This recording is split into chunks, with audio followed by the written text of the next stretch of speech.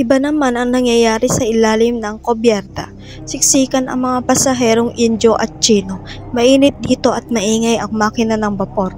Nag-uusap-usap sina Kapitan Basilio at Isagani tungkol sa pagkakaroon ng Akademya ng Wikang Kastila.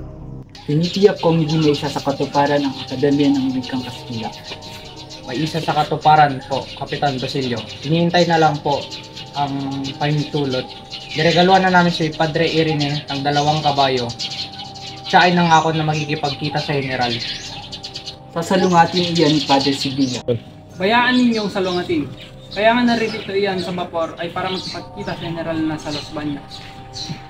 Makakuha man kayo ng pahintulot, saan naman kayo kukuha ng perang guguguli? Mayroon na po, aambag bawat estudyante. At ang mga magtuturo? Ang mayamang si Makaraig ay nag-alok ng isa sa kanyang mga bahay. Sa bagay, hindi naman masama ang panukalang iyan. Ngayong hindi na natin pag-aaralan ang wikang Latin, ay pag-aaralan naman natin ang wikang Kastila. Ngunit dyan tayo makikilalang naglalakad ng paurong. Iyong mga tao sa una, Basilio, kapag nagbumungkahi ka ng isang bagay, iniisip ka agad ay balakid sa halip na kabutihan. Ibig nila makuha ang lahat na parang bola ng bilyar, makinis at mabilog. Lumapit si Simon. Ipinakilala ni Basilio kay Simon ang kaibigang si Isagani. Tinatanong ni Simon si Isagani kung totoo bang ang mga tao sa kanilang lalawigan ay hindi makabili ng alahas dahil sa karalitaan.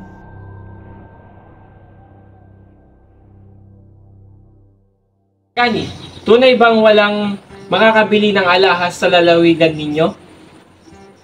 Wala naman akong masamang ibig sabihin. Mabuti pa'y samahan nyo na lang akong uminom ng serbesa.